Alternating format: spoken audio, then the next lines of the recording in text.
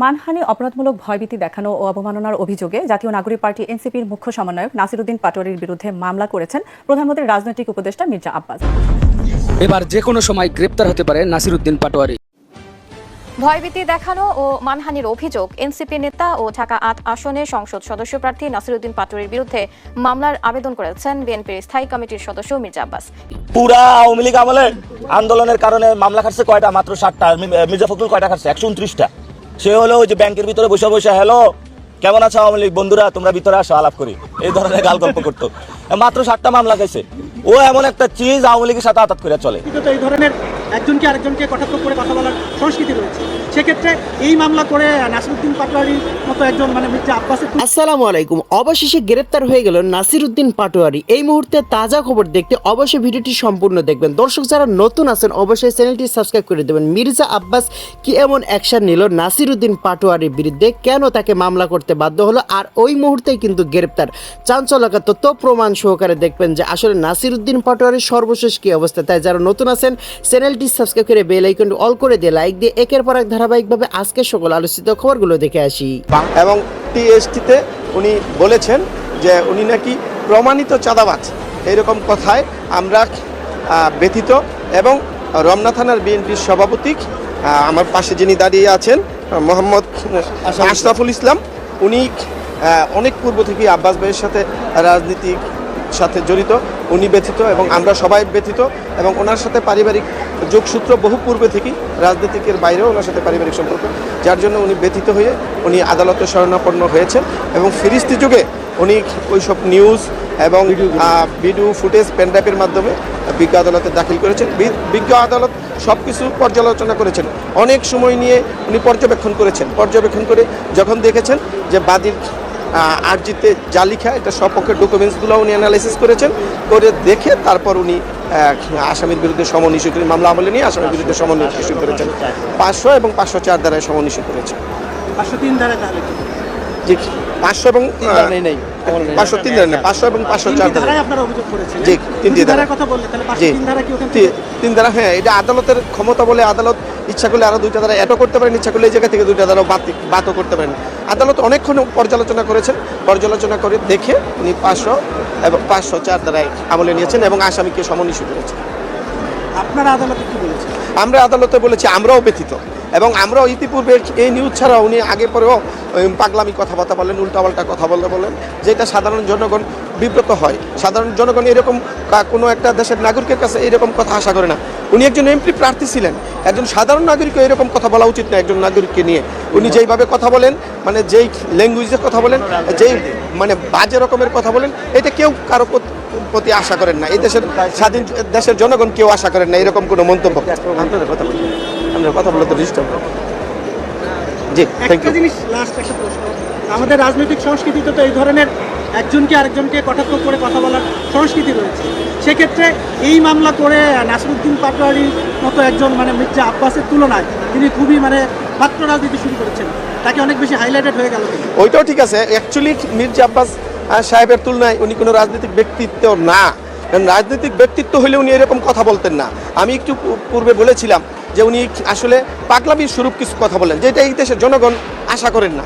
আর আমরা আমরা আজকের বাদী এবং মির্জা সাহেব অনেক ধৈর্যের পরিচয় দিয়েছেন।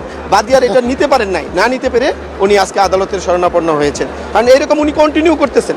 বাদী ব্যথিত হয়ে উনি নিজে থেকেই উনি আদালতে আসছেন, আমাদের শরণাপন্ন হয়েছেন। আমরা ওনার পাশে থেকে আদালতে গিয়েছি, আদালত পর্যালোচনা করেই আদেশটা দিয়েছেন।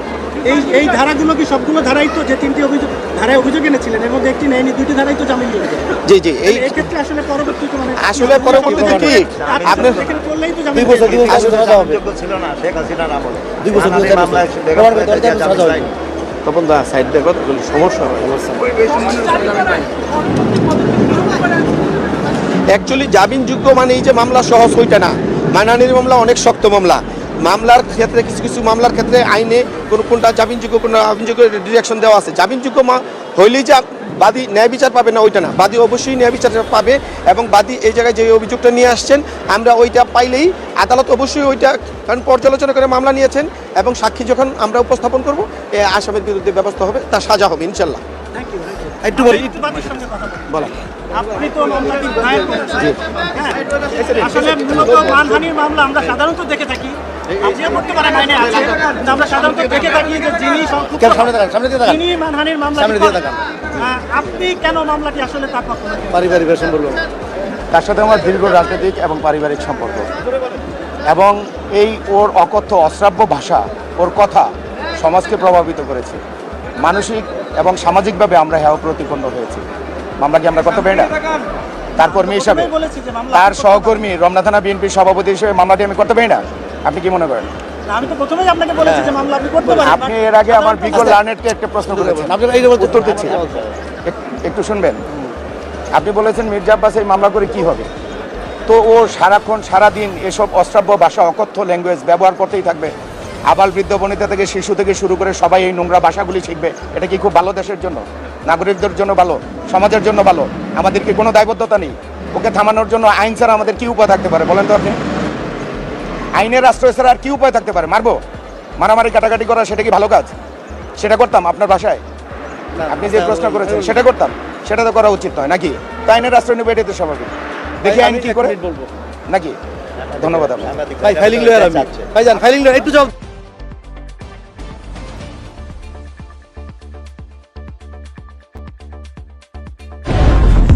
এবার যে কোনো সময় গ্রেপ্তার হতে পারে নাসিরুদ্দিন পাটোয়ারি। প্রধানমন্ত্রীর রাজনৈতিক উপদেষ্টা মির্জা আব্বাস উদ্দিন আহমেদকে অপরাধমূলক ভয়ভীতি দেখানো ও মানহানির অভিযোগে এনসিপির মুখ্য সমন্বয়ক নাসিরুদ্দিন পাটোয়ারির বিরুদ্ধে মামলার আবেদন।